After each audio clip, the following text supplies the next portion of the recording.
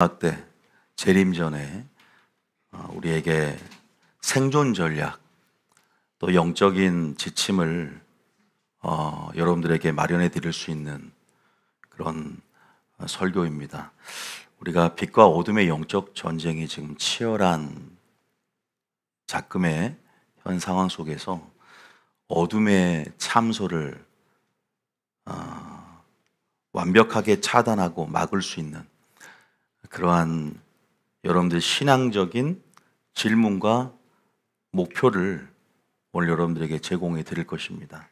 그 질문은 이미 베드로가 우리에게 하고 있어요. 베드로후서 3장 11절에 그 질문이 신앙적인 질문이자 목표가 제시되어 있죠. 한번 우리가 아는 말씀인데 한번 읽어보고 시작하겠습니다.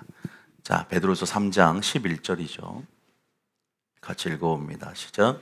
이 모든 것이 이렇게 풀어지리니 너희가 어떠한 사람이 되어야 마땅하냐?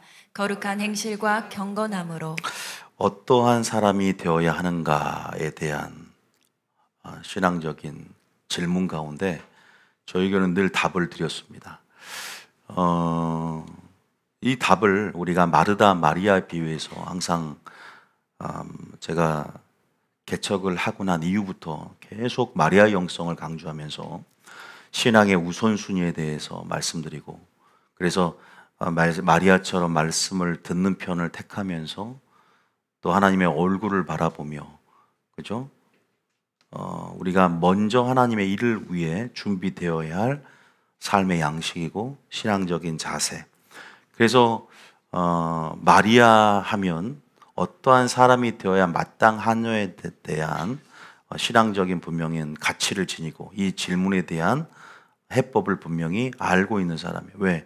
말씀을 듣다 보면 하나님의 뜻이 어떠한 사람이 되어야 마땅하냐에 대한 부분에 있다는 걸 알기 때문에, 그래서 거룩해야 되고 경건해야 되고 열매를 맺어야 되고, 그래서 하나님의 영광 중에서도 하나님의 성품에 관련된 것에 대한 아름다움들을 날마다 봤죠.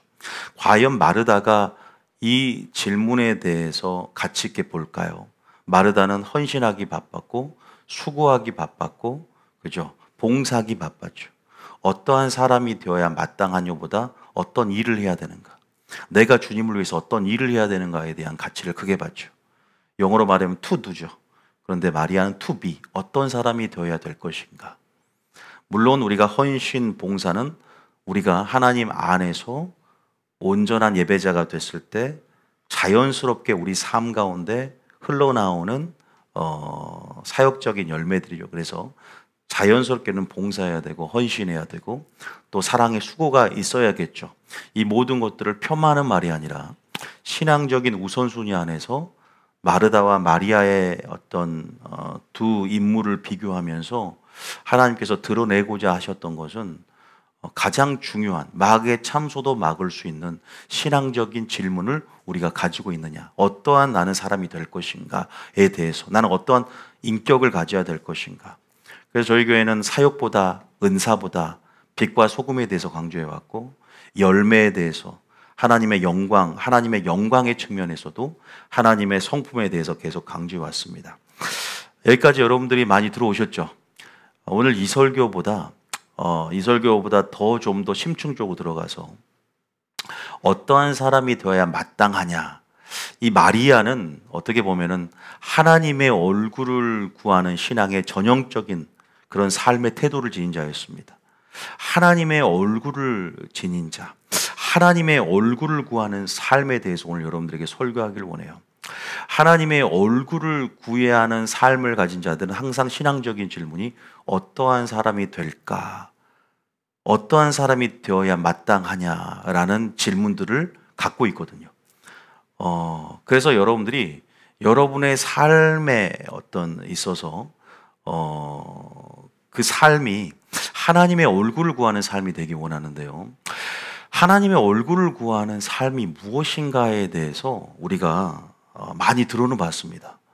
그런데 하나님의 얼굴을 구하는 삶이 무엇인지에 대해서 굉장히 이 개념 자체가 굉장히 개념을 굉장히 형이상학적으로, 추상적으로 굉장히 관념적 어렵게 우리가 인식을 합니다.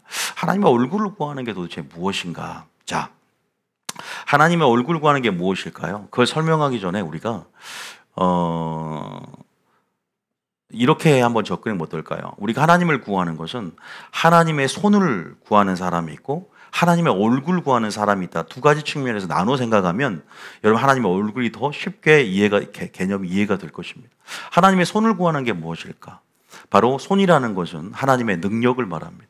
특히 오른손은 하나님의 권능, 하나님의 보호하심, 하나님의 구원하심. 다시 말해서 하나님 나에게 이렇게 해주기를 원하는 측면에서 하나님의 구원을 바라고 인도하심을 바라고 보호하심을 바라는 것이거든요. 그래서 하나님의 오른손을 구하는 것은 하나님의 능력의 측면이죠. 자, 그래서 성경 구절 읽어보면요. 시편 60편 5절에도 한번 이렇게 나와 있죠. 시편 60편 5절 읽어볼까요? 시작. 주께서 사랑하시는 자를 건지시기 위하여 주의 오른손으로 구원하시고 응답하소서. 주께서 사랑하는 자를 건지시기 위해서 오른손으로 구원하시고 응답하소서.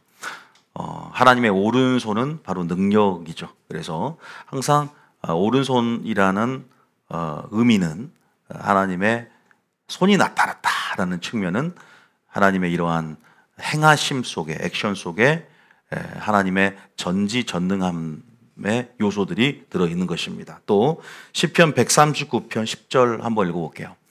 손이죠. 자, 시편 139편 10절. 자, 시작.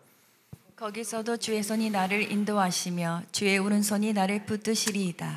주의 손이 인도하고 또 손이 붙드시죠. 초신자들이 하나님께 구하는 기도는 보통 하나님의 손이 나타나기를 구하고 하나님의 손의 능력을 많이 구해줘. 그죠? 왜냐하면 하나님의 능력을 필요로 하고 그 능력의 아름다움에 시선이 고정될 때가 많지 않습니까? 초신자들은 보통 그죠? 우리가 기도의 내용을 봤을 때 간구의 측면이 많습니다. 아직은 어리기 때문에 이방 종교와 별반 다를 바 없는 그런 간구로 신앙을 시작하는 경우도 굉장히 많죠. 하나님은 언약의 백성들에게 언약의 하나님께서는 분명히 내가 너의 하나님이 되어주겠다고 했고 당신의 구원의 능력들을 베풀기를 원하십니다. 그래서 여러분들이 구하기를 원하시고 간구하기를 원하시고 일거수일투족 모든 삶의 영역 가운데 주권자이신 하나님께서 실제적인 능력들을 베품을 통해서 하나님께 영광 돌리기를 원하세요. 이것이 선합니다. 제가 나쁘다고 하는 것이 아니라 선하지만 이게 여기에서 머물면 안 되거든요. 자, 다시 한번 손에 대한 부분들이 하나 있죠. 누가복음 11장 20절 한번 더 읽고 얼굴로 한번 넘어가 보자는 거죠. 자, 20절입니다. 시작. 그러나 내가 만일 하나님의 손을 힘입어 귀신을 쫓아낸다면 하나님의 나라가 이미 너희에게 임하였느니라. 하나님의 손, 그죠? 우리가 하나님의 능력이죠. 하나님 나라의 권능이죠. 하나님 나라도요, 하나님 나라의 두 가지 측면이 있어요. 영광의 측면에서는 하나는 권능의 측면이고 하나는 성품의 측면이거든요. 물론 이것들을 우리가 성품 안에서 권능들이 풀어지기 때문에 두 가지를 구분해 생각하는 것은 용이하게 여러분 하나님의 나라에 접근하기 위해서 여러분들에게 두 가지 측면을 제가 나눠 설명해 드린 것이죠. 동전의 앞뒤면과 같을 수 있지만 권능의 측면들이 좀 부각되어질 때는 우리가 초신자나 또 신앙의 초보 가운데 그들이 강구하는 내용이거나 또 그렇게 신앙을 시작하는 경우가 굉장히 많습니다. 그래서 하나님의 만약에 손이 하나님 나라의 권능이 풀어질 때 귀신이 떠나가죠. 능력이기 때문에. 이럴 때 우리가 예수님을 이 접촉점을 통해서 죽기를 통해서 믿기도 하고 또 그렇게 우리가 성장되고 성숙되죠. 하나님의 손이 어떻게 보면은 우리가 능력을 바라는 것이라면 하나님의 얼굴은 무엇을 바라는 걸까요? 바로 요 구절 한번 읽고 말씀드릴게요. 시편 27편 8절입니다. 좀 더 저는 성숙되어지는 신앙의 발로고, 아까 제가 말씀드리듯이 마리아 영성이 하나님의 얼굴을 구하는 삶의 전형을 보여주고 있거든요. 자, 다윗에게도 또 27편 8절에 하나님께서 뭐라고 하시냐? 자, 읽어봅니다. 시작. 너희는 내 얼굴을 찾으라 하실 때에 내가 마음으로 주께 말하되 여호와여 내가 주의 얼굴을 찾으리이다 하였나이다. 얼굴을 찾으라. 얼굴을 구한다. 우리가 기도도 하나님의 얼굴을 구하는 기도가 있고, 하나님의 얼굴을 구하는 신앙, 하나님의 얼굴을 구한다는 것에 대한 분명한 정의를 알고 있어야 돼요. 성경엔 분명히 명시적으로 드러나 있는 그러한 구절도 굉장히 많습니다만, 하나님의 얼굴을 구한다는 것은 반드시 친밀함과 유대감을 전제로 합니다. 그러니까 우리가 하나님과 우리의 관계가 언약 관계 속에서 신랑과 신부의 관계예요. 사랑의 언약 관계에서 우리 신부가 신랑의 얼굴을 보고 싶다는 말이 뭘까요? 얼굴을 보고 싶다. 신랑의 백그라운드 때문에, 호주머니에, 그죠? 배경에 돈이 많아서 신랑을 찾은 것이 아니라, 그죠? 신랑의 얼굴을 구하는 것은 내가 신랑 그분 자체가 좋은 것이고 그분 자체를 사랑하는 것이죠. 믿습니까? 그래서 신랑을 전존재로 사랑하는 거거든요. 사랑을 전제로 하고 친밀함을 전제로 하죠. 그래서 그 얼굴을 구한다는 것은 우리가 손이 아니라 얼굴을 바라보기 때문에 감정을 봅니다. 눈, 코, 입을 주목하면서 그 감정을 헤아린다는 것이죠. 다시 말해서 하나님의 뜻을 살핀다는 것이죠. 그러한 인격적인 관계, 그래서 그 관계의 증진이 일어나길 원하고 그 관계 속에 더 깊이 들어가길 원하는 거죠. 그래서 관계에 대한 갈망이 생깁니다. 하나님의 얼굴을 구하는 사람들은 늘 얼굴을 바라보기 때문에, 감정을 헤아리기 때문에, 뜻을 살피고 그 관계의 증진을 도모하길 원하기 때문에 그 관계 속에 더 깊이 들어가길 원하고, 그래서 그 관계에 대한 갈망은 무엇과 연결되냐면 하나님을 더 깊이 알고 배우게 되면 지식의 갈망으로 이어지게 됩니다. 그래서 영적 지식에 대한 갈망, 우리가 신랑을 사랑하면 신랑이 무엇을 하는지, 무엇을 좋아하는지, 호불호를 알고 싶은 거잖아요. 인격적이기 때문에, 얼굴을 구하기 때문에 더 지식에 대한, 하나님을 알고 싶은, 하나님께 대한, 여호와께 대한, 예수님께 대한 갈망이 생기죠. 그래서 그분 자신을 목적으로 취하게 되는 것이죠. 아까 손을 우리가 구한다는 것은 어떻게 보면 아직까지는 하나님이 수단일 수 있어요. 나의 복을 주실 수 있는, 나의 복을 주시는 방편일 수 있어요. 마치 이방 종교의 어떤 신앙인처럼. 그런데 얼굴을 구하는 신앙은 좀 더 성숙돼서 하나님을 목적으로 추구하기 때문에 무엇을 구할까요? 하나님의 영광을 구하는 거예요. 하나님의 임재를 구해요. 영광도 스펙트럼이 넓어서 단순히 영광은 권능일 수 있지만, 이때는 하나님 나라의 성품, 하나님의 성품, 하나님의 속성, 하나님의 이름의 영광을 구하는 거죠. 하나님은 그런 자들을 찾기를 원하고, 이런 자들이 어떠한 사람이 되어야 마땅하뇨라는 마귀가 참소할 수 있는 신앙적인 질문을 갖게 된다는 것입니다. 믿습니까? 어떠한 사람이 되어야 마땅하뇨? 신랑의 배경이 아니라니까. 오직 신랑 그분을 추구하는 거죠. 그래서 임재를 사모하게 되고 은혜를 사모하게 되고 그분의 셰카나 영광을 사모하게 되는, 그렇게 그것을 구하는, 그것을 최우선순위의 삶으로 설정해 놓는 삶을 살게 되는 것입니다. 믿습니까? 여호와를 찾고 계십니까? 여호와를 알기 원하십니까? 물론 우리가 지식적으로 어떤 이런 분명한 니즈와 갈망이 있지만, 하나님의 얼굴 구한다는 것은 믿음이 삶으로 드러나듯 하나님의 얼굴 구하는 삶으로도 드러나야 돼요. 그럼 그런 삶은 어떤 삶일까요? 아까 너희가 어떠한 사람이 되어야 마땅하뇨, 경건과 거룩, 열매를 맺는 이런 삶도 하나님의 얼굴을 구하는 삶의 열매들이죠. 부산물들이에요. 그런데 하나님의 얼굴을 구하는 자의 삶은요, 그분을 목적으로 취하는 삶은요, 다음에 감사와 찬양으로 나타난다. 제가 감사와 찬양하니까 굉장히 시시콜콜, 굉장히 이런 주제들은 굉장히 본질이 아니라고 생각하는 사람이 많습니다. 지엽적으로 생각하고 너무나 마지막 때 너무나 하나님이 바라는 신앙의 모습은 감사거든요. 엄청난 거예요. 감사와 찬양으로 점철되어지는 신앙의 모습은 마지막 때 마귀가 참소할 수 없는, 고소할 틈을 찾을 수 없는 완전한 갑주를 입는 삶의 방식이고, 감사와 찬양을 통해서 돌파가 일어나고 하늘의 문을 엽니다. 믿습니까? 우리가 이 비밀을 알아야 됩니다.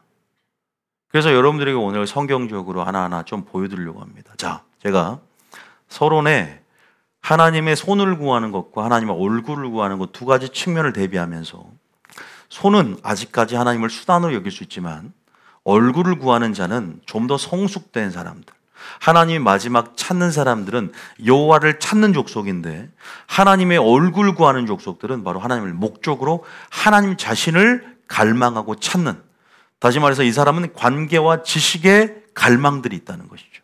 하나님을 알고 싶은 거예요. 믿습니까? 이런 자들이 되셔야 돼요. 여러분 사랑했던 경험이 있지 않습니까? 뭔가에 대한 영적 호기심들, 영적인 갈망들이 사랑하기 때문에, 사랑이란 동기로 더 친밀함과 유대감이 깊어질수록 더 영적인 것들은 더 뭐랄까요? 마르지 않는 샘처럼 우리 안에 용솟음칩니다.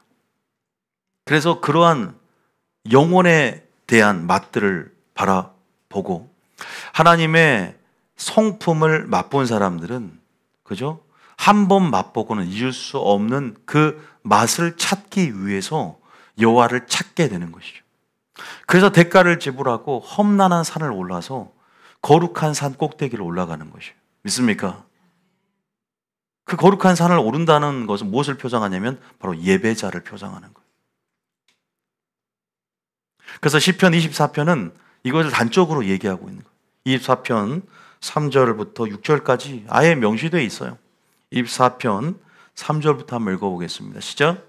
여호와의 산에 오를 자가 누구며 그의 거룩한 곳에 설 자가 누구인가? 여호와의 산, 거룩한 곳에 설 자가 누구인가? 하나님의 얼굴 구하는 사람들은 목표가 산 꼭대기입니다. 여호와의 산은 성경 안에서 예수님 자신이고, 하나님의 감정을 헤아리는 사람들, 뜻을 살피기 때문에 예수님 자신이고 하나님의 뜻이죠. 구약에서 말하면 지성소입니다. 더 깊은 지성소로 나가길 원하는 것이죠. 지성소는요, 신랑과 신부가 사랑을 나누는 신방입니다. 그래서 그 깊은 친밀함의 장소로, 영역으로 하나님을 아는 그 영역, 다시 말하면 오늘 교회죠. 어떻게 보면 교회에서 말씀을 듣는 성전, 이것이 바로 여호와의 산 꼭대기죠. 그래서 여러분 주일 예배 나온 거 아닙니까? 그의 거룩한 곳에 설 자가 누구인가 말합니다. 자, 4절 읽어볼까요? 뭐 예배자인 거죠. 이 산을 오르는 등산의 과정은 바로 우리가 아까 너희가 어떠한 사람이 되어야 마땅하냐, 경건함과 거룩한 어떠한 사람이 되고자 하는 것은 단순히 사역이 아니라 예배입니다. 열매죠. 믿기만 하면 총까지 않아요. 구원받는 수는 적어요. 많은 대다수의 크리스천들이 버림받습니다. 그런데 이걸 부인해서는 안 됩니다. 4절 읽어볼까요? 시작. 곧 손이 깨끗하며 마음이 청결하며 뜻을 허탄한 데 두지 아니하며 거짓 맹세하지 아니하는 자로다. 여기에 대한 주애나 강해는 하지 않겠습니다. 그러나 여러분들이 그냥 읽어봐도 손, 마음, 뜻, 거짓 맹세하지 않는다, 하나님의 뜻대로 행하는 삶을 통해서 거룩과 순종을 통해서 거룩의 열매를 맺는 삶 아니겠습니까? 항상 우리가 레이기적 삶, 레이기 시스템 안에서 우리가 예속되면서 하나님 나라의 시스템 안에서 산상순에서 하나님의 디카요신의 의를 구현하는 삶 가운데 정말 예배자로서 이 말을 듣고 지키는 자는, 이런 지혜로운 사람들, 이런 예배자들, 거룩함과 건강한 행실은 그것을 대표하는 하나의 말이고요. 이렇게 풀었을 때 이러한 삶을 사는 것, 이것이 바로 하나님의 얼굴 구하는 삶이죠. 자, 5절입니다. 시작. 그는 여호와께 복을 받고 구원의 하나님께 의를 얻으리니. 자, 6절에 이는 여호와를 찾는 족속이요 야곱의 하나님의 얼굴을 구하는 자로다. 여호와를 어떤 족속입니까? 찾는 족속이고. 그러니까 하나님의 얼굴을 구하는 자. 그러니까 하나님을 찾는 것이죠. 정말 여호와를 찾아야 됩니다. 그래서 이렇게 시편 40편 이렇게 말합니다. 시편 40편 1절에는 이렇게 말하죠. 자, 읽어보면 42편 1절이죠. 자, 시작. 하나님이여 사슴이 시냇물을 찾기에 갈급함 같이 내 영혼이 주를 찾기에 갈급하나이다. 하나님을 찾는데 그 영적 갈망이죠. 이거 아까 저 관계에 대한 갈망, 지식에 대한 갈망. 우리가 다윗의 삶의 생애를 보면 전적으로 우리가 그 신뢰를 찾아볼 수 있는데, 도망을 다니면서도 그 시편을 보면 하나님을 너무 찾고, 그래서 도망 다니고 유랑 생활 그 모든 삶의 영역을 지성소의 삶으로 치환해 버립니다. 물론 하나님은 성전에 계신다는 구약의 사상, 그것을 뛰어넘어서 그냥 광야의 어떤 여정 가운데 하나님과 동행하는 그 삶이 바로 지성소의 삶이거든요. 동행이라는 것은 관계와 지식에 대한 갈망을 전제로 하는 것이죠. 그게 없으면, 그죠? 그냥 우리가 이방 종교 생활하는 것은 그냥 성황수 나무에 성황당 아래에서 정한수 떠고 물 비나이다 비나이다, 내 중심적으로 내가 원하는 것, 복을 달라는 것. 이건 불교도 그렇고 도교도 그렇고 유교도 그렇고 어디 무속 신앙 다 마찬가지입니다. 근데 기독교는 그런 신앙이 아니지 않습니까? 신을 사랑하고 신과 인격적인 교제를 하고 신을 목적으로 취하며, 더 나아가서 하나님 우리를 창조한 목적은 하나님의 영광을 위하여 창조된 자죠. 믿습니까? 마음대로 살아가라고 창조된 게 아니라 하나님을 예배하기 위해서, 하나님의 뜻대로 행함을 통해서 하나님을 드러내고 하나님의 성품을 나타내고 하나님을 드러내고 나타내는 영광스러운 삶으로 살기 위해서. 믿습니까? 하나님을 전하는 것만 있는 게 아니죠. 메신저가 아니라 하나님의 영광을 담는 그릇으로서 열매, 빛과 소금으로 주님을 드러내고 나타내야 된다. 믿습니까? 사랑과 공의 두 가지 속성을 다 드러내야 되는 거죠. 그래서 하나님이여 사슴이 시냇물을 찾기에 갈급함 같이, 이런 갈급함에 대한, 그죠? 고라가 이렇게, 고라의 자손 고백이죠. 2절도 한번 읽어볼까요? 2절에 자 시작. 내 영혼이 하나님 곧 살아계시는 하나님을 갈망하나니 내가 어느 때에 나아가서 하나님의 얼굴을 배울까. 하나님의 얼굴을 보고 싶은 거예요. 하나님의 얼굴을 보는 것. 여러분 하나님의 얼굴을 그러니까 우리가 신랑과 신부의 관계를 생각하라 이 말입니다. 주님과 함께하고 싶은 욕구죠. 동행하고 싶고 갈망하는 것. 내 영이, 영적인 속사람이 성령 충만해야 되지 않겠습니까? 세상 사람들이 하나님을 갈망합니까? 우리 속사람이 존재의 주인이 되고 내 영이 성장하고 내 영이 내 삶을 지배하는 사람들, 늘 속사람이 하나님의 법을 즐거워할 때, 성령 충만할 때 내 영의 갈망은 항상 영혼의 것을 갈망해요. 보이지 않는 것은 영원합니다. 내 속사람이 추구하는 지향점은 바로 하나님과의 관계고 늘 성령의 지배 가운데 하나님 말씀에 순종하는 삶이거든요. 그래서 이러한 성령 충만한 예배자들이 자연스럽게 은혜와 영광을 사모하고 하나님 나라를 사모해요. 그래서 얼굴을 바라보고 싶은데 그것은 언제 종적으로 실현됩니까? 바로 천국 가서 실현되는 거죠. 그래서 고린도전서 3장 13장 12절에는 천국 가면 실현되는 거예요. 그때는 얼굴과 얼굴을 마주 보는 거죠. 그때 하나님의 얼굴을 보게 될 것입니다. 근데 여러분들이 벌써부터 하나님의 얼굴에 대한 갈망이 있어야 되는데 손만 맨날 구해. 하나님 이거 주시옵소서. 우리 자녀 잘 되게 해주십시오. 물론 그것이 나쁘다는 게 아니라는 거예요. 주님 나 좀 위로해 주세요. 오늘도 위로 설교 들으려고 했는데 왜 맨날 하나님의 나라를 구하는 설교만 합니까? 제발 나의 가정 좀 구해 주세요. 물론 알죠. 하나님이 그런 설교를 통해서 위로해 주고 싶고. 그런데 이 본질적인 우리 신앙의 지향점, 주님은 여러분의 필요를 여러분이 구하기 전부터 알고 계신다는 거예요. 그런데 여러분을 다루기를 원하는 거예요. 성숙을 꾀하고 그 믿음이 연단되어서 결국 하나님만을 시선을 고정하는 그러한 자들로 하나님은 성숙시키는 방편으로 때로는 환난과 고난을 주기도 하고 침묵과 방관을 통해서 여러분들의 인생을 다루기도 한다는 것이죠. 자, 12절에 보면은 천국 가서는 얼굴과 얼굴을 마주 봅니다. 자, 예수님의 얼굴을 보게 될 것입니다. 믿습니까? 자, 12절입니다. 시작. 우리가 지금은 거울로 보는 것 같이 희미하나 그때에는 얼굴과 얼굴을 대하여 볼 것이요 지금은 내가 부분적으로 아나 그때에는 주께서 나를 아신 것 같이 내가 온전히 알리라. 페이스 투 페이스는 얼굴과 얼굴을 마주 봅니다. 그런데 저는요, 하나님의 얼굴을 어떻게 본 줄 아세요? 진리를 대면함을 통해서 봅니다. 진리 속에 주님의 얼굴을 봅니다. 주님의 영광을 봅니다. 그러나 실제적으로 종국적으로 하나님 나라가 가시적으로 도래할 때는 얼굴과 얼굴을 마주보면 인격적인 그런 가시적인 어떤 그런 존재를 우리가 친히 배웠고 그 영광 안에 머물고 그분이 실제적인 나의 하나님이 될 것입니다. 믿습니까? 그날을 소망한다면 우리가 지금 하나님의 얼굴을 경험해야 돼요. 언제? 진리를 통해서, 깨달음을 통해서, 진리를 대면함을 통해 그 영광을 경험해야 되는 것이죠. 그래서 고린도후서 3장 18절에는 이런 말을 하죠. 고린도후서 3장 18절에는 자, 한번 읽어볼까요? 시작. 우리가 다 수건을 벗은 얼굴로 거울을 보는 것 같이 주의 영광을 보매 그와 같은 형상으로 변화하여 영광에서 영광에 이르니 곧 주의 영으로 말미암느니라. 수건을 벗은 얼굴로, 그죠? 우리가 비늘이 벗겨지고 정말로 성령 충만함을 통해서 거울을 보는 것 같이 주의 영광을 우리가 말씀은 또 거울이기도 해요. 우리가 하나님의 지금 진리를 대면하는 거죠. 진리를 통해 성령이 계시와 조명 가운데 하나님의 영광을 봐요. 주님도 그랬잖아요. 나를 보았으면 하나님의 영광을 보았을 것이다. 예수님께서. 예수님은 자신의 생애를 통해서 하나님의 영광을 드러냈단 말이에요. 저는 진리를 선포함을 통해서 하나님의 영광을 드러내고 있어요. 하나님이 어떤 분인가를.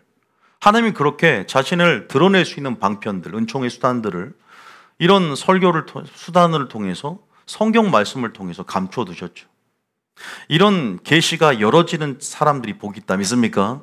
하나님을 깨닫게 되는 것이 복이 있는 것이고 하나님의 영광을 보는 눈이 복이 있는 것입니다. 믿습니까? 그래서 진리를 대면하고 주의 영광을 보면 우리가 주님과 같이 변하는 것이죠. 어떠한 사람이 되어야 마땅하뇨? 하나님의 얼굴을 보니까 어떠한 사람이 된다는 것은 형상으로 변환되는 거예요. 그냥 거룩한 주님을 닮아가게 되는 것이다. 주님의 사랑을 닮아가는 것이다. 믿습니까? 그래서 우리가 아까 제가 어떠한 사람이 되어야 마땅하뇨라는 신앙적인 질문은 하나님의 얼굴 구하는 삶, 얼굴을 구하는 기도 이것과 직접적인 연계가 되어 있는 것이에요. 그러면 영광에서 영광을 이루게 됩니다. 그럼 얼굴과 얼굴을 마주보는 데 있어서 분명히 담대함이 생기고 기대감을 갖게 됩니다. 이 모든 것들은 주의 영으로 은혜의 시대 가운데 이제는 우리가 진짜 하나님의 얼굴을 구할 때 주님이 얼굴을 우리에게 보이시고 우리에게 당신의 영광을 드러내주기를 원하신다는 거죠. 믿습니까? 얼굴을 보인다는 거 하나님을 알게 된다는 거예요. 지식의 갈망 안에서 하나님을 나타내 주는 거죠. 우리 신랑이 어떤 성품인지, 하나님의 공의가 어떠한지. 그래서 여러분들이 하나님의 공의를 지금 알게 되는, 그래서 그 공의를 배우게 되고 그 공의에 대한 지식들이 증가하니까 하나님의 심판을 이해하게 되고 심판에 대한 담대함으로 공의로운 삶을 행함을 통해서 산상순의 핵심이 뭐예요? 디카이오신, 하나님의 의를 어떻게 구현해낼 것인가에 대해서 예수님이 설명을 오신 거랍니다. 믿습니까? 그래서 우리가 이 하나님의 의에 대해서 아까 여호와께 의를 얻은 족속이요 여호와를 찾는 족속, 하나님의 얼굴을 구하는 자다 이렇게 말씀합니다. 어떻게 보면 중요한 설교 오늘 했어요. 그런데 좀 더 여러분 쉽게, 아까 물론 하나님의 얼굴을 구하는 삶이 이렇게 여호와를 찾는 것이고 그분을 목적으로 취하는 것이고, 또 여러분 정리해 보면 정말로 아까 예배하는, 아까 마리아 영성처럼 예배하는 것이고 정말 하나님을 목적으로 하나님만을 구하고 있는가. 그런데 이제 어떻게 보면 하나님의 얼굴 구하는 삶의 어떤 양식, 일관된 양식은 쉽게 정리하면 이것이요. 아까 감사와 찬양이라고 했는데 그분을 목적으로 취하기 때문에 따라면 그리 아니할지라도 그런 삶을 나타나게 돼. 그리 아니할지라도 감사하게 되는 거죠. 두 번째는 비록, 하박국의 고백인데요. 비록 뭐뭐일지라도, 우리가 우아가 나, 뭐 찬양도 있는데요. 비록 뭐뭐일지라도 항상 우리 삶 가운데 비록 이렇게 우리가 이런 부사구랄까요? 이런 단어들이 있어요. 수로들이 있는데 비록 뭐뭐일지라도 우리가 결국은 주님께 소망을 두고 감사와 찬양으로 일관된 삶이겠죠. 감사한다는 것 자체가 믿음의 꽃인데 감사하는 것 자체가 하나님의 섭리와 주권을 맡기고 전적으로 의탁하는 거 아니겠습니까? 모든 행사를 주님께 맡기고 주님을 인정하고 주님의 경영하심에 대한 신뢰가 있는 것이죠. 주님을 나의 지혜로 측량하지 않는 것이죠. 믿습니까? 주님이 섭리 안에서. 그런데 또 그럼에도 불구하고 이거 다 주님의 뜻입니다라고 하지만 그렇게 내 자신을 지식을 방치하지 않고 지식에 대한 갈망 가운데 주님의 뜻을 찾고자 하는 또한 갈망이 있는 것이죠. 그 뜻을 찾는 갈망은 멈추면 끝나는 거예요. 그 사람은 끝나요. 하나님을 알고 싶은 갈망이 끝났다. 이것은 굉장히 위험한 신앙이에요. 믿기만 하면 천국 간다. 한국교회 가보세요. 나 이미 구원 받았으니까 군복도 벗어버려요. 믿기만 하면 천국 가니까 어차피 신앙생활 뭐 한쪽 발 세상에 담궈도 나 어차피 천국 가는데 구원이 보장됐으니까 갈망이 증진될 수 있겠습니까? 아니죠. 구원론이 회복이 돼야 돼요. 끝까지 영적 싸움을 싸우고 주님 오실 때까지 우리가 긴장감을 늦춰서는 안 됩니다. 믿습니까? 이런 적절한 긴장감과 동기부여가 있어야 돼요. 주님은 우리를 알고 계신단 말이에요. 그런데 어떻게 보면 이 사단의 가모리설 가운데 믿기만 하면 오직 믿음으로 무조건 천국 간다라고 그런 슬로건으로 종교개혁의 슬로건을 가지고 행함이 수반되지 않는 믿음, 열매가 없는 믿음, 그런 사변적인 죽은 믿음을 가지고 믿음 있다라, 믿음 있노라 하면서 하나님 앞에 기만한다면 누가 과연 그것이 과연 담대함의 근거인가? 우리는 끝까지 주님 오실 때까지 믿음의 선한 싸움을 싸야 될 줄 믿습니다. 결국 끝까지 오래 참고 끝까지 주님 앞에 섰을 때까지 그 믿음이 최고의 믿음으로 저는 인정돼야 된다. 믿습니까? 그래서 그리 아니할지라도의 그 믿음을 한번 봅시다. 자, 그리고 아까 하박국의 고백도 한번 보면서 여러분과 이 두 가지를 좀 더 얘기해 드리고 어떤 신앙으로 우리가 귀결돼야 되는가, 어떤 신앙이 또한 나타나는가, 감사와 찬양이라는 거, 그걸로 우리가 마무리를 하겠습니다. 자, 먼저 다니엘의 세 친구 고백 한번 읽어볼까요? 몇 장이냐? 다니엘서 3장이죠. 자, 3장 17절, 18절 읽어볼까요? 자, 읽어봅니다. 시작. 왕이여, 우리가 섬기는 하나님이 계시다면 우리를 맹렬히 타는 풀무불 가운데서 능히 건져내시겠고 왕의 손에서도 건져내시리이다. 17절에 보니까 뭐라고 합니까? 맹렬히 타는 풀무불 가운데. 그러니까 금신상에 절하라고 했는데, 그죠? 이 다니엘과 세 친구들은 이 풀무불 가운데 능히 건져내겠냐라고 조소를 주니까 이 세 친구들은 우리 하나님께서 하나님이 계시다면 우리를 맹렬히 타는 풀무불 가운데서 능히 건져내시겠다. 왕의 손에서도 건져낸다. 전적인 신뢰를 기반으로 해요. 이것은 하나님을 먼저 존재를 믿고 하나님의 능력과 그분이 오늘 나에게 하실 것이라는 어떤 유대감과 전적인 유대감 안에서 신뢰감, 다시 말해서 가지가 포도나무 안에 거하는 상태. 우리가 청소기를 밀 때 우리가 이게 코드가 꽂혀 있어야 될 거 아니야. 그런 확신을 갖고 내가 이걸 전원 버튼만 키면 바로 나을 거라는 확신을 알고 있어야 돼요. 왜? 전원을 꽂아놨기 때문에. 그런데 내가 이러한 주님에 대한 신뢰도 없고 친밀함이라는 것도 생소할 때 과연 우리가 예수의 이름으로 선포할 때도 능력이 나타나겠습니까? 먼저 우리가 이러한 하나님의 얼굴 구하는 삶은요, 늘 하나님과 연결되어 있다는 분명한 확신을 가지고 있어요. 그래서 보세요. 18절에 보세요. 목적으로 구하는 사람들은 수단이 아니에요. 그분을 알기 때문에, 지식적으로 연결되어 있기 때문에, 공급받기 때문에 그렇게 하지 않아도 주님을 너무 알고 있는 거예요. 그러니까 그러니까 사람의 지혜로 하나님의 섭리를 측량하거나 그 섭리의 본질을 우리가 꿰뚫을 수 없다는 한계성들을 인식하고 있는 것이죠. 우리의 제한된 지식들을 우리가 인정하고 우리의 유한한 생각 안에서 주님의 무한한 지식에 대한 어떤 부분들에 대해서 우리는 영원히 탐구하고 진리를 갈망해야 될 존재지 모든 것을 우리가 살아있을 때 알 수가 없는 거예요. 하나님이 자신을 열어주시고 당신의 이름을 계시해야만이 알 수 있는 거 아닙니까? 믿습니까? 주님이 열지 않으면 우리는 알 수 없다는 거예요. 그래서 갈망하는 만큼 열어지는 거예요. 하나님을 알고자 하는 만큼 주님 우리에게 보여주신다. 믿습니까? 심은 만큼 거둔다는 거예요.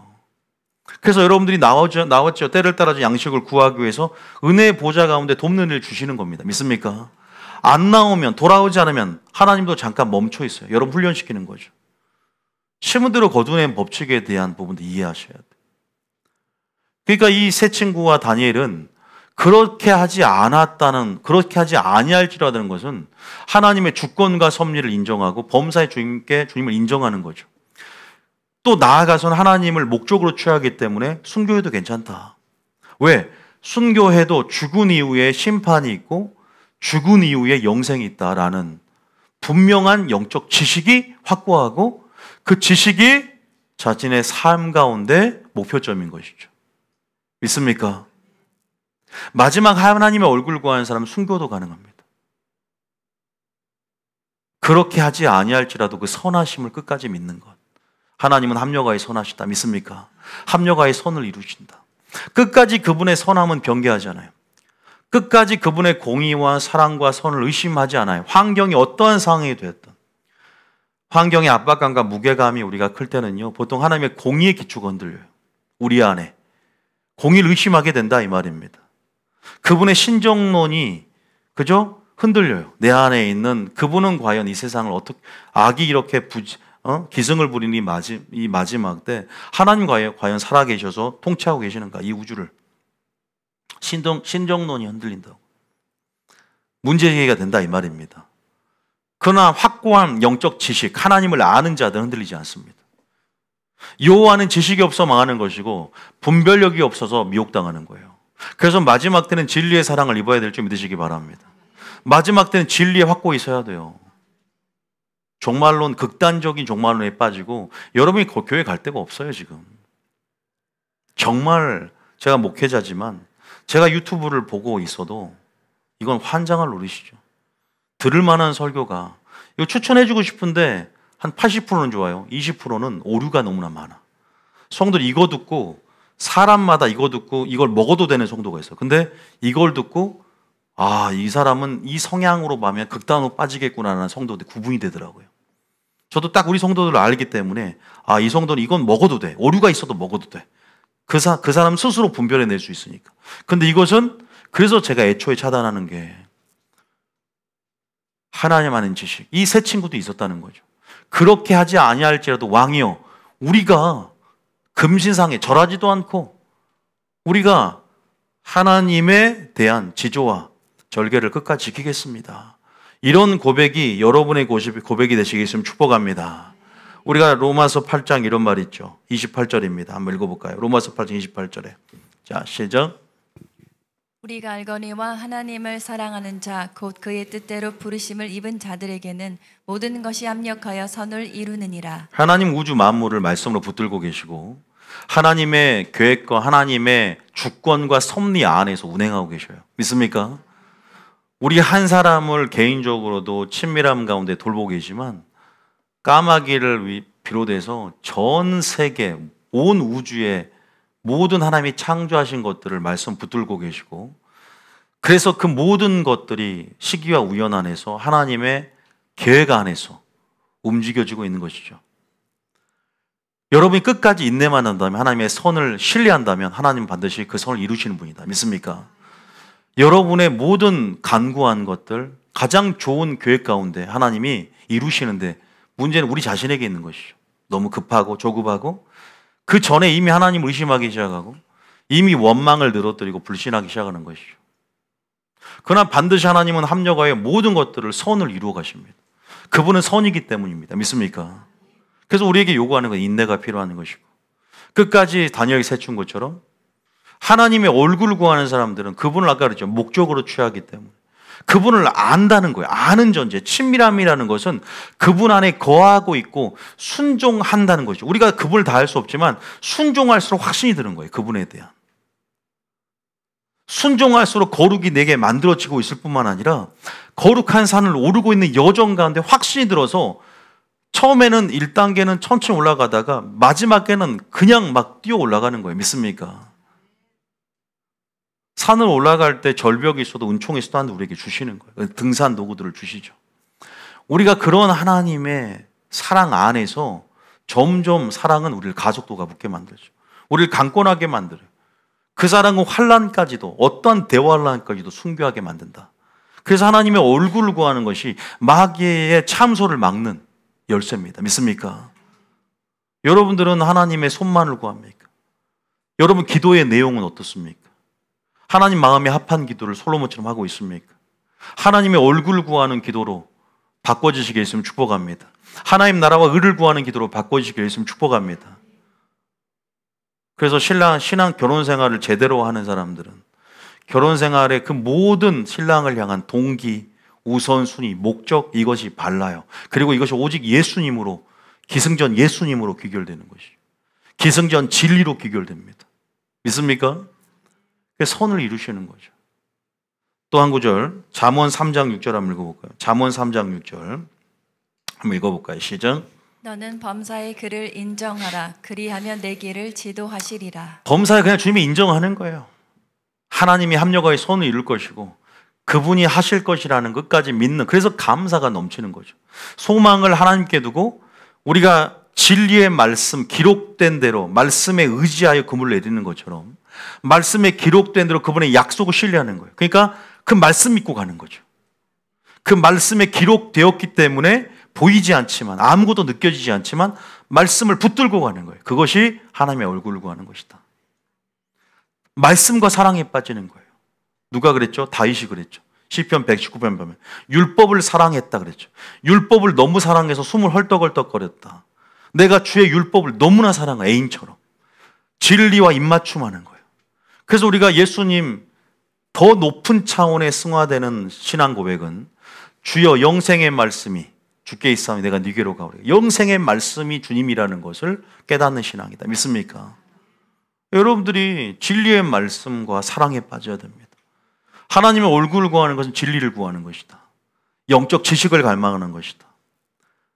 우리가 영혼이라는 것은 하나님과 그리스도를 아는 것이라 그랬잖아요. 할렐루야. 너는 범사에 그를 인정하라. 그러면 하나님이 내 경영하는 것들을 의탁하고 그냥 내가 염려도 주께 맡기는 거예요. 염려를 주께 맡기면 염려는 주님의 것이 됩니다. 믿습니까? 내가 가지고 있으면 내 것이 되는 거예요. 그 주께 맡기면 주님께서 해결해 주실 거 믿는 거, 그게 믿음 아닙니까? 쉽지는 않지만 그럼 번뇌가 사라지는 거예요. 주께 맡기는 훈련들을 계속해 나가요. 그리하면 내 길을 뭐한다? 지도하신다. 여러분 다니엘의 세 친구는요 마지막 때 환란을 이길 수 있는 믿음을 표상하는 그러한 신앙의 위인으로, 또 우리가 롤모델로서 하나님이 드러내고자 하는 다니엘의 생애와 세 친구를 통해서 우리가 그런 어떤 메시지들이 있거든요. 다니엘의 세 친구를 통해서 마지막에 공동체성과 또 그리 아니할지라도 믿음은 마지막 환란을 이길 수 있는, 그리고 마지막 승리하는 믿음의 본질은 바로 감사와 찬양에 있다는 것이죠. 여러분 감사와 찬양, 하나님의 얼굴을 구하는 기도해 보세요. 그 문제 해결됩니다. 문제에 대해 해결해 달라고 하지 않아도, 그래서 찬양도요 그 찬양의 내용 가운데 단순히 나의 신앙 고백이나 무엇을 주십시오 그런 찬양도 있지만 경배송이 있어요. 하나님의 이름을 찬양하는, 마치 이입사장로와 그죠? 내생물과 천상의 찬양 있죠. 하나님의 속성, 하나님의 영광, 선하심과 인자하심을 찬양하는 것들, 새노래 그런 찬양들, 방언으로 영으로 찬양하는 것들은요 우리의 삶의 분위기와 문제를 해결하고 영적 전쟁에 승리하게 만들어요. 그래서 하나님께서 저한테 기도 중에 찬양 예배를 시작해야 된다라고. 예배 주일날 이런 형식 없어요. 그냥 무조건 찬양이에요. 설교 한 10분 정도 메시지만 전하고 다 치우고 찬양으로만 드려지는 오전 예배가. 그럴 때 치유가 일어나고 귀신이 떠나가고 문제가 해결된다고. 믿습니까? 찬양의 영광이 풀어지는 거예요. 하늘로부터. 왜냐하면 찬양은 아예 천국의 삶의 양식, 존재 양식 그 자체인 거예요. 감사하기 때문에. 소망을 주님께 뒀다는 나의 믿음의 고백이고 그래서 찬양하면서 기도하고 찬양하면서 선포되어지는 거예요. 할렐루야. 그러니까 여러분들이 찬양 시스템이 여러분의 삶의 하나님 나라 시스템임을 여러분들이 이해한다면 우리 삶이 메마르지 않고 늘 찬양으로 넘쳐나게 될 줄 믿으시기 바랍니다. 그 중심엔 감사가 있는 것이죠. 그 사람이 원망이 있겠습니까? 불평을 떨어뜨리겠습니까? 교만이 있겠습니까? 대적이 있겠습니까? 그리 아니할지라도 감사하는데, 수단이 아닌데 주님이 목적인데, 내가 행복이 오지 않아도, 재물이 불어나지 않아도, 쫄딱 망해도 감사하는 거예요. 그게 하박국의 고백. 자, 두 번째는 하박국의 고백이죠. 하박국 3장 16절입니다. 자, 비록 다 쫄딱 망해도, 사업이 망해도 전부 그렇게 우리가 적용할 수 있겠죠. 물론 본문에서는 바벨론이 남유다를 침공해서 이제 완전히 폐허가 되는 장면이죠. 이건요. 그런데 우리 삶 가운데 적용한다면 완전히 우리가 이건 희망이 보이지 않는 거야. 이것은 완전히 우리가 뭐예요? 그 무게감이, 그 압박감이 정말 절체절명의 순간까지 그게 달하는 것이죠. 우리가 이때 하나님을 원망하고 욥의 아내처럼 하나님을 원망하고 죽으라. 이제 하나님을 떠나라. 이 정도로 우리가 우리의 임계점이 넘어가는 순간이 분명히 우리는 올 수 있단 말이에요. 그런데도 하나님의 얼굴 구하는, 하나님을 아는 사람들, 하나님의 지식을 갈망하고 늘 순종하는 사람들, 여호와의 산 꼭대기가 신앙의 목표가 돼서 오르고 있는 사람들은 침체가 올 수도 있고 넘어질 수도 있지만 목표가 확실한 거예요. 할렐루야. 그거 너무나 사랑하고 주님 맛을 봤어. 하나님이 누군 줄 알아. 소망이 확실해. 영생이라는 목표, 하나님이라는 목표, 그분을 얻기 위해서 그리스도가 누구인지 실제적 인격적인 알을 통해서 경험을 한 거예요. 그분 영혼을 맛본 사람들은 여러분 이것은 후퇴할 수가 없어요. 침륜될 수가 없어요. 믿습니까? 이 영적인 전진만 있다. 자, 그래서 3장 16절 한번 읽어보겠습니다. 자, 두 번째는 비록 뭐일지란데 읽어봅니다. 시작. 내가 들었으므로 내 창자가 흔들렸고 그 목소리로 말미암아 내 입술이 떨렸도다. 우리가 우리를 치러 올라오는 환난 날을 내가 기다림으로 섞이는 것이 내 뼈에 들어왔으며 내 몸은 내 처소에서 떨리는도다. 이건 뭐예요? 지금 어쨌든 제가 여러분들 배경을 설명을 잠깐 해드릴 텐데 지금 엄청 이제 바벨론이 남유다를 그죠? 멸망시키러 오는 거예요. 지금 이제 알다시피 멸망당했잖아요. 느부갓네살을 통해서 이제 완전히 예루살렘 성을 불태우고 포로로 잡아가기 위해서 바벨론 포로 잡아가기 위해서 그걸 알려줬단 말이야. 하나님의 심판. 우주적으로는 이제 재림의 심판이기도 합니다. 같이 연상해 생각해야 돼. 17절입니다. 시작.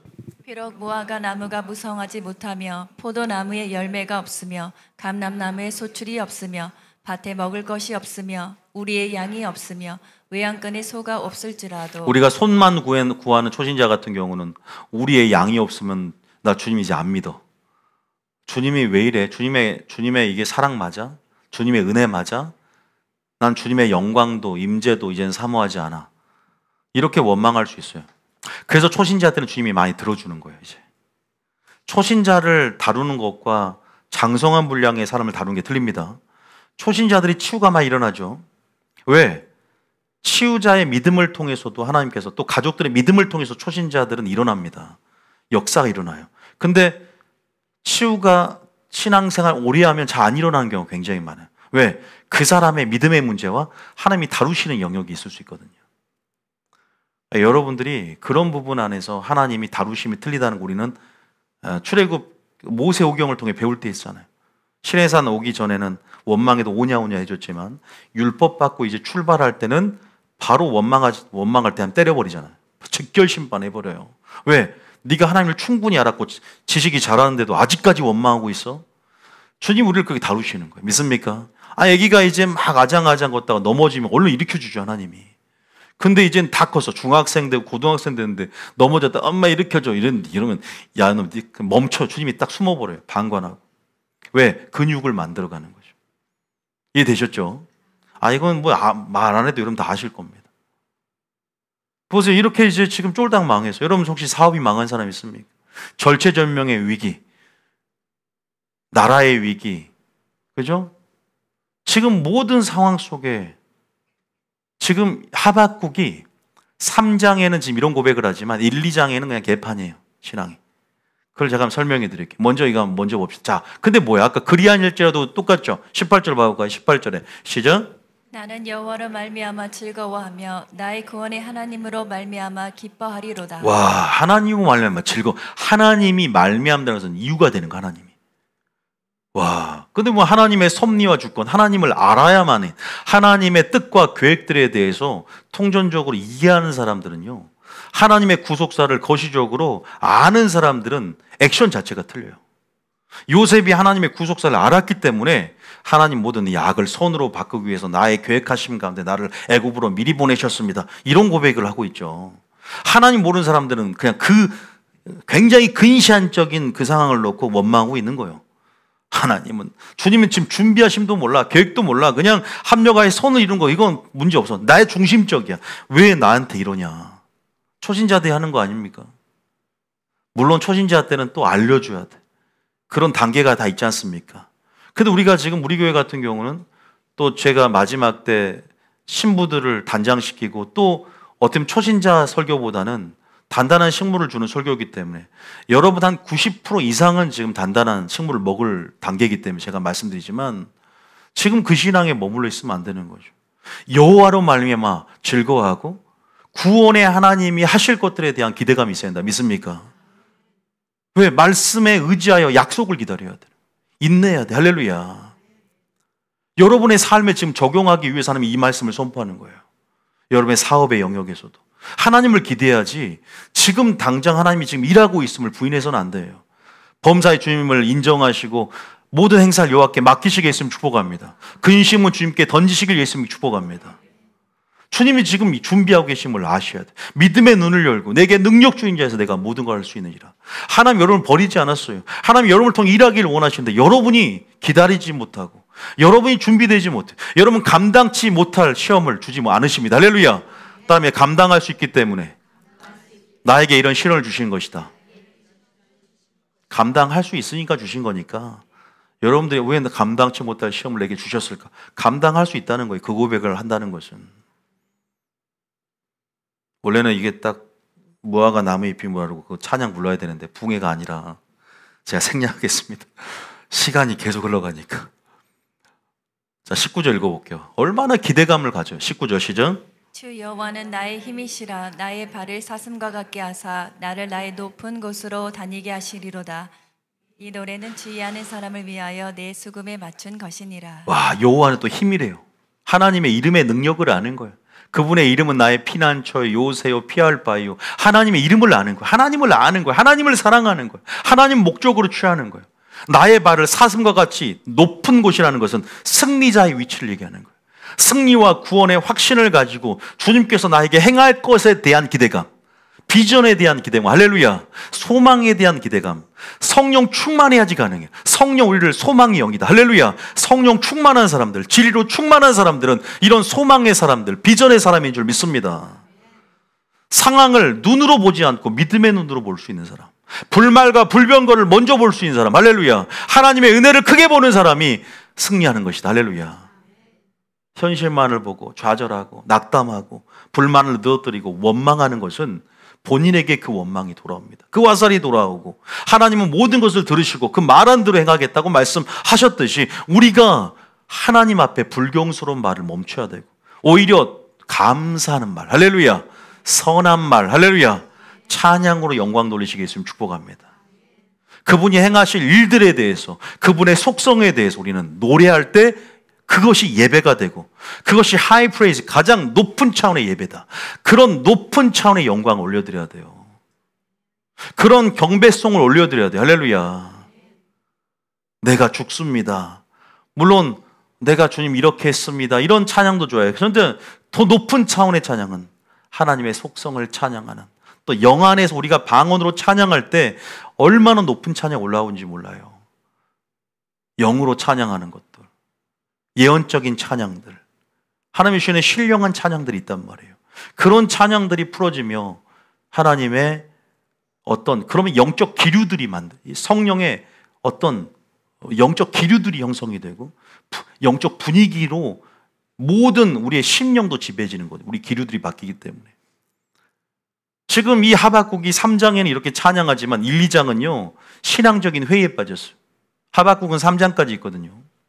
하박국을 1, 2장 나누고 3장으로 나눌 수 있어요.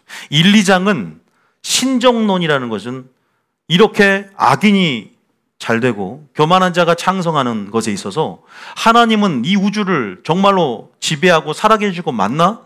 그분의 공의에 대한 의문을 제기하는 거죠. 그분은 하나님 왜 이렇게 악을 빨리 심판하지 않습니까?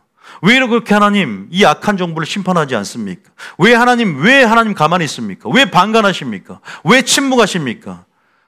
모든 하나님의 섭리와 하나님의 지혜를 사람의 지혜와 나의 유한한 지식으로 측량하고 뭔가 판단하고 그 본질을 우리가 꿰뚫을 수 없지만 우리가 그렇게 교만하게 우리가 그러면서 원망과 불평을 늘어뜨리는 그것이 하박국의 태도였어요. 주님께 질문을 해요. 2가지 질문을. 왜 남유다가 이렇게 폐허간데 왜 하나님 심판하지 않냐? 빨리 악인을 좀 심판해야 되지 않느냐? 여기에 대한 의문을 제기해요. 하나님 응답해 주세요. 하나님을 깨닫기 시작했어. 또 질문해. 하나님 왜 남유다를 하나님 징계도구로 바벨론은 선민도 아니고 이 악한 이방 이 때로는 마귀를 통해서 때로는 이방 나라를 통해서 왜 남유다를 심판하냐? 그래도 남유다가 폐역해도 선민인데 이해할 수 없는 거야. 왜 남유다를 통해서 바벨론을 통해서 심판하냐? 이 2번째 질문을 드리면서 하나님이 거기에 대해 응답을 해줘요. 그러니까 3장에 하나님이 응답해 주시고 여호와는 지식이 증가됐죠. 여러분이 읽어보세요. 하나님을 알게 되니까 하나님의 공의의 관점을 알게 되니까 결국 바벨론도 하나님께서 초계와 같이 발바닥의 재와 같이 하나님이 심판할 거라는 것에 대한 하나님의 재림 때 완성될 종국적인 심판은 공의는 확실함에 대한 그 성실함에 대한 하나님의 성품이 확실히 들어오고 하나님을 알게 되니까 어떻게 돼요? 하나님에 대한 찬양으로 3장에 바뀌는 거예요. 우리의 모든 의문은 하나님을 알 때 해결이 된다. 믿습니까? 그래서 하나님을 알기 원합니다. 하나님을 알기 지식에 대한 갈망이 있어야 되는 거예요. 하나님을 사랑한다고 하지만 지식에 대한 갈망이 없다. 그래서 호세아가 여호와는 지식이 없어서 이 백성이 망한다는 거예요.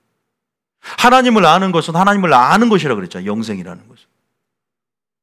여러분 제가 설명할 수 없지만 지금 사회의 부조리, 그죠?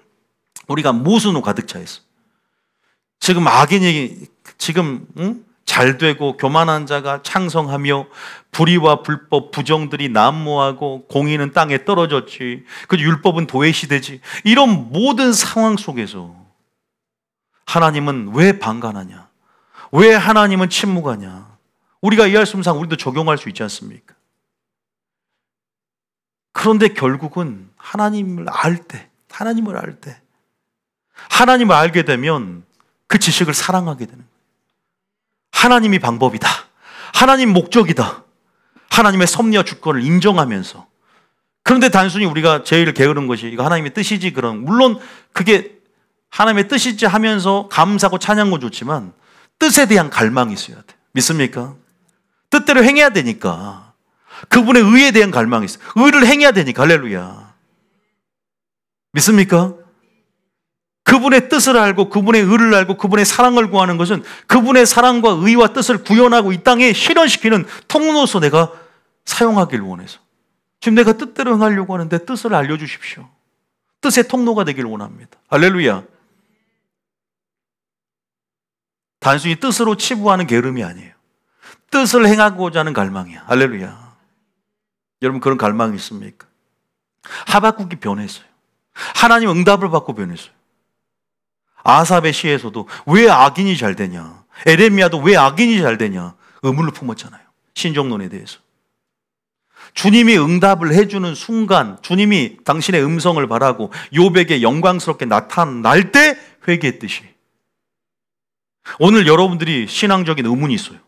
오늘 목사님의 설교를 듣고 하나님을 계시적으로 아는 그죠? 우리 안에 영안이 열어주고 우리의 심령이 뜨거움으로 깨달아질 때 여러분들은 어떻게 되는 거죠?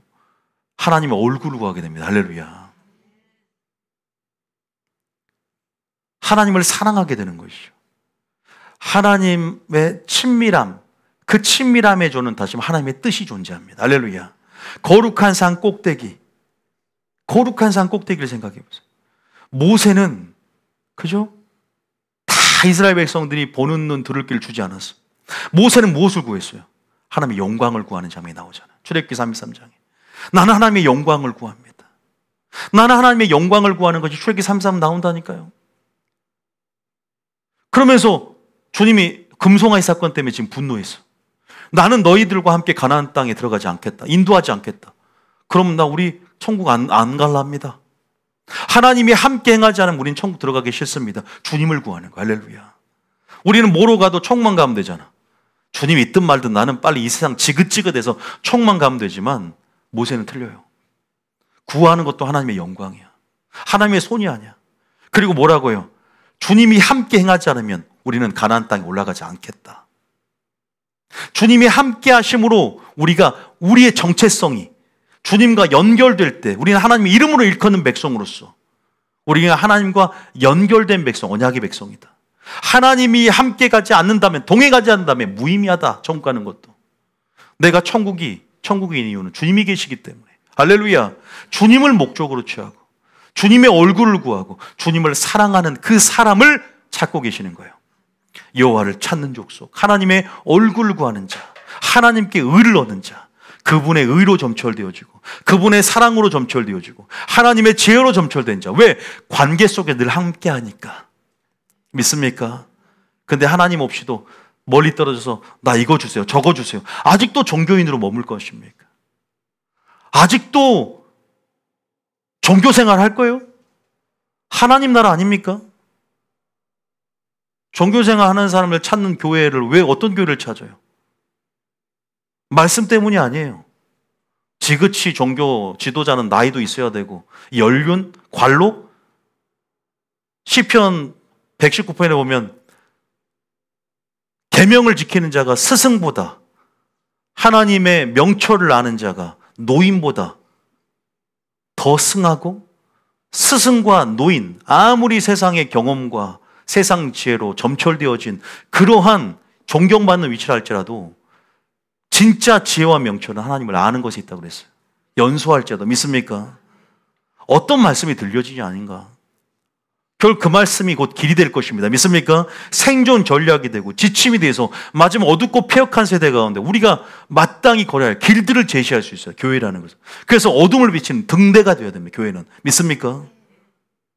지금 선구자로서 주의 길을 예비하고 주님이 그런 교회들을 찾고 계신다. 주님이 찾고 계신다. 영혼 땅을 두루 감찰하사 전심으로 자기를 향한 자를 찾고 계신다. 우리에게 자유를 주셨고 그런 설교할지 그런 교회가 될지는 우리가 주님의 은혜를 구하며 그런 교회가 되려고 애써야지 주님이 로봇처럼 그렇게 설정해놓고 만들어 놓은 게 아니라는 거예요. 그래서 우리는 우리에게 선택권을 줬다고. 손만을 구할 것이냐. 손도 구해야죠. 물론 오른손도 구해야 됩니다. 믿습니까? 그런데 본질적으로 하나님의 얼굴을 구하는 것. 기도도 단순히 간구가 아니라 교제를 위해서, 하나님과의 교제를 위한 깊은 차원으로 들어가야 될 줄 믿으시기 바랍니다. 그리 아니할지라도, 비록 내가 뭐 할지라도 하나님의 섭리와 주권을, 하나님을 알기 때문에 끝까지 범사의 주님을 인정할 수 있는 사람, 하나님께 영광 돌리시는 사람이 되시게 예수님 축복합니다. 그런 자들이 되길 원하세요. 믿습니까? 욥기 1장 9절에 마지막으로 이거 하고 마칠 텐데요. 욥기 1장 9절에 보면 읽어볼게요. 욥기 1장 9절에. 자, 읽어보세요. 시작. 사탄이 여호와께 대답하여 이르되 욥이 어찌 까닭 없이 하나님을 경외하리이까. 보세요. 사단도 여러분들이 신앙의 동기, 신앙생활하는데 교회에 오는 목적이 무엇인지를 알고 하나님께 참소하고 이간질하는 폐역을 행한단 말이에요. 진짜 욥이 까닭 없이 하나님을 경외한 줄 아십니까?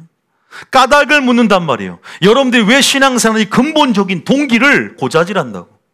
하나님의 얼굴만을 구하는지 손을 구하는지. 물론 신적 허용, 제한적인 허용이라는 하나님의 절대 주권 안에서 마귀를 부립니다. 다시 말해서 하나님의 허용 없이는 마귀가 역사할 수 없어요. 생명을 건들지 못하잖아. 여러분들이 마귀가 생명을, 근데 그것은 스스로 가지고 있는 불법 안에 틈을 줬기 때문에 하나님의 허용이 있을 때는 생명까지도 마귀를 통해서 가져가게 하지만 모든 것들, 저주까지도 근본적으로는 하나님께서 허용이 있어야 되는 거예요. 그래서 우리는 얼마나 감사하죠, 그게. 마귀가 함부로 할 수 없어요. 그러나 참속거리를 제공해 줘서는 안 되죠. 여러분들이 죄를 짓고 불순종하고 불법, 부정에 자신을 내어주게 된다면 그것은 마귀의 종로로 탈 뿐만 아니라 하나님 앞에 마귀가 참소할 수 있는 거리를 주는 거예요. 제가 아까 서두에 마귀가 참소할 수 없는 신앙적인 질문은 목표의식을 확실히 갖는 것인데 바로 어떠한 사람이 되어야 마땅하뇨? 이 질문을 갖고 있어야 되는 거예요. 마리아를 비교하면서. 마귀 참소 때문에 그런 거죠. 마귀가 그러자 하나님 앞에서 어전회의 때 욥이 까닭없이 하나님을 경외합니까? 얘 보니까 소유물을 줘서 그래요. 한번 자식도 쳐보고 그 다음에 종도 쳐보고 소유물을 다 쳐보세요. 다 쳤습니다. 근데 욥이 어떻게 돼요? 주신 것도 하나님이시오, 가져가신 것도 하나님을 찬송합니다. 그런데 욥이 두 번째 참소를 해요. 거기까지가 아니야. 그 까닭. 근데 하나님도 욥을, 자, 까닭 없는 저주는 없어요. 우리가 의인이라고 하지만, 완전한 자라고 하지만 하나님만큼 완전하지는 않습니다. 욥에게 하나님께서는 참소할 수 있는 이 마귀가 시험할 수 있는 신적 허용, 권한을 허용했어요. 그런데 결국 어디서 깨갱했냐? 어디서 한계성을 드러냈냐면 바로 질병으로 몸을 칠 때. 그때 어떻게 욥이 했죠? 욥이 결말에 가면 회개합니다. 어떻게 회개하냐? 내가 귀로만 주님을 들었지만 이제 눈으로 주님의 영광을 봅니다. 내가 눈으로 직접 주님의 영광을 뵀습니다. 결국 알다시피 욥이 질병이 쳤을 때 사람 간의 새 친구와의 대화 속에서는 하나님의 영광을 보지 못했어요. 그런데 하나님이 직접 나타났어요. 대면을 함을 통해. 아까 제가 진리를 대면함을 통해 주님의 영광을 보는 사람들은 그 깨달음을 통해서 뭘 느꼈냐? 그 영광 앞에서 자신의 한계성을 딱 느낍니다. 그리고 회개함을 통해서 눈으로 주의 영광을 보는 욥은 하나님의 얼굴 구하게 되는 거죠. 자, 여기서 욥의 숨겨진 내재된 악이 있어요. 숨겨진 내면의 그 교만이 있어요. 그러니까 뭐라고 하냐면 계속 이렇게 자기 자식들을 칠 때는 그러지 않았어. 표면적으로 드러나지 않아. 그런데 하나님 우리를 아신단 말이야. 우리의 심층적으로 폐부를 감찰한단 말은 깊은 내면을 알아요. 이게 질병을 치니까 얘가 뭐냐면 자신의 의의 정당성을 주장하고 자신의 의를 변호한단 말이에요. 우리의 의는 이사에 보면은 누더기와 같고 배설물과 같아야 되는데, 겸손해야 되는데 하나님은 불의하다는 거예요. 반면에 그게 고백이 계속되는 거예요. 새 친구와 변호할 때도 계속 드러내주는 거지. 그러니까 이런 환경이 자신의 악을 밀어 올리는 거예요. 계속 자신도 몰랐던. 사람이 완전합니까? 오직 예수님만이 완전하시다. 할렐루야. 우리 예수님이라는 목표를 가지고 하나님의 디카요신을 실현시키는 자들이에요. 하나님 그걸 아신 거예요. 그래서 의인을 더욱더 업그레이드 시키고 그 초점을 98%의 초점을 100%로 예수님께 맞추기 위해서 우리를 성숙시키는 거예요. 단순히 의인의 고난? 누가 의인인데요? 100% 의인이 있습니까? 계속 우리를 연단시키는 것은, 물론 우리는 그것을 하나님의 절대 주권이라고 치부해버리고 그냥 하나님의 뜻을 하는 갈망도 없이 뜻이니까 그랬다, 하나님 무자비적으로 의인도 고난을 준다, 이게 아닌 거죠. 의인이라고 하면 우리를 더욱더 성숙시키기 위해서 환난이란 방편을 통해 우리를 업그레이드 시키기 위해서 우리를 또 더 하나님의 의에 대한 갈망을 갖게 하기 위해서 더 하나님의 얼굴에 초점을 맞추고 가기 위해서 우리를 이끌어 가시는 하나님의 다루심이다. 믿습니까? 어떨 때는 악인들도 공의대로 처벌 안 하잖아요. 악인들도 잘 되지 않습니까? 그건 때로는 오래 참고 기다리심이 있는 거예요. 그것도 있어요. 그러니까 우리 헤아리에서는요, 이 모든 것들 솔로몬이 말하는 것처럼 알 수 없어요. 완벽하게 알 수 있는 것은 재림 때 종국적으로는 악인은 영생에, 의인은 영생에, 악인은 영벌에 처하는 분명한 양과 염소는 그때는 확실하게 천연계가, 자연계가, 우주계가 모두 인정하고 마귀까지도 그 공의에 고개를 숙여야 돼요. 그럼 지금은 드러나지 않기 때문에 우리가 몰라요. 합력하에 선을 이루고 그분의 당신의 절대적인 주권과 타이밍이 있어요. 그래서 악인이 잘 돼도 기다려주는 거예요, 하나님께서. 의인은 고난을, 애매히 고난을 줌을 통해서 성숙을 꾀하는 고난을 통해서 윤례를 배우게 한다는 거예요. 결국 욥이 좋아졌어요, 안 좋아졌어요? 상태가 좀 흔들리더라고, 중간에. 그래도 하나님을 떠나진 않았어, 욥이. 그래도 신정론의 의문을 제기하면서 하나님은 정말 불의한 것 같다. 나는 내 의인은 정말로 정당한데 나는 우리 자식의 수대로 번제를 대신 드렸다고. 내가 혹시나 과거에 지은 죄가 있을까봐 그렇게 하나님 앞에 드렸고 그렇게 철저하게 의롭게 살았다고 자부했던 그러한 욥이 하나님이 던져주시는 그 환경 앞에, 그 절대성 앞에 상대적으로 한계성을 느끼고, 그죠? 무력감을 느끼게 하는 거야, 하나님께서. 주님이 직접 욥기에 보면 새 친구가 아니라 이제는 직접 나타나셔서, 야, 네가 세상을 창조할 때 옆에 있었느냐? 주님의 그 영광 앞에 압도되어지는 거예요. 내가 사람의 죄로 하나님의 경륜을, 본질을 꿰뚫지도 못하면서 내가 판단하 드렸구나. 내가 주님을 판단하 드렸구나. 비판할 수 없는 내가 주님과 논쟁하려 드렸구나. 아무 말 못하는 거예요. 그 주님의 말씀 앞에 압도되어지는 경험이 있어요. 할렐루야. 그 주님의 지식 앞에 압도되어질 때 우리는요, 그 영원한 지식이 우리 유한한 이 피조물이 갖고 있는 사람의 지혜로 어떻게 판단하겠습니까? 그럼에도 불구하고 갈망하고 진리를 찾는 자들에게 진리의 사랑을 입게 하고 나를 간절히 찾는 자는 나를 만나게 하는 하나님의 허용을 허락하셨다는 거예요. 할렐루야. 그래서 찾으라는 거예요, 계속 주님을. 믿습니까? 전심으로 나를 찾으면 나를 만나리라. 은을 구하듯 금을 구하듯 나를 찾고 구하면 하나님 경외하기를 깨닫게 하리라. 잠언 2장 1절부터 나오는 말씀이에요. 하나님을 알게 할 것이다. 여러분, 마귀가 네 수단이냐 하나님 목적이냐 까닭 없이 결국은 그 까닭에 있어서 결론이 어떻게 돼요? 욥이 변했어요. 더 업그레이드 됐어요.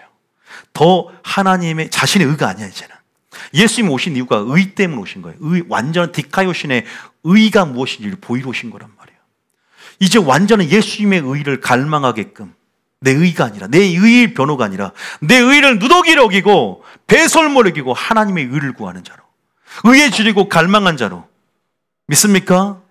의에 지르고 목이 마른 자로, 하나님의 의를 이루고 실현하는 자로, 그렇게 우리를 바꿔 놓으신다는 것이죠. 여러분, 모든 고난 앞에, 모든 상황 앞에 하나님께 감사와 찬양 올려드리시겠으면 축복합니다. 물론 이것이 답이긴 하지만 하나님의 얼굴 구하는 삶, 하나님을 목적으로 취하고 하나님과의 관계에 대한 갈망, 지식에 대한 갈망, 하나님을 인격적으로 사랑하시겠으면 축복합니다. 진리를 사모하시길 축복합니다. 시편 119편을 읽어보면 얼마나 다윗이 여호와의 아름다움을 앙망하며 성전에서 사모했는가를 볼 수 있어요. 하나님의 얼굴을 구한 자의 대표적인 삶의 전형은 마리아의 삶과 다윗의 삶에 있다는 것을 알고, 우리가 그렇게 여러분도 하나님 앞에 나아갈 수 있는 여러분 되시겠으면 축복합니다. 요거 읽고 마칠게요. 찬양 틀어주고 시편 62편 4절부터 8절까지 하나님을 바라는 삶에 대해서 어떻게 고백했는지 한번 읽고 마치겠습니다. 시작. 그들이 그를 그의 높은 자리에서 떨어뜨리면 5절부터 읽습니다. 시작. 나의 영혼아 잠잠히 하나님만 바라라. 물은 나의 소망이 그로부터 나오는 도다. 그리 아니할지라도 소망이 그로부터 나오는 겁니다. 어떤 환경에 처일지라도. 6절의 시작. 오직 그만이 나의 반석이시요 나의 구원이시요 나의 요새이시니 내가 흔들리지 아니하리로다. 아멘. 7절에 나의 구원과 영광이 하나님께 있으며 내 힘의 반석과 피난처도 하나님께 있도다. 이런 시편, 이런 신앙 고백이 여러분과 저의 신앙 고백 되시겠으면 축복합니다. 이런 노래, 새 노래가 많이 만들어져야 돼요. 이런 새 노래가 찬양되어야 되고 이런 영의 찬양도 일어나야 될 줄 믿습니다. 찬양 틀어주세요.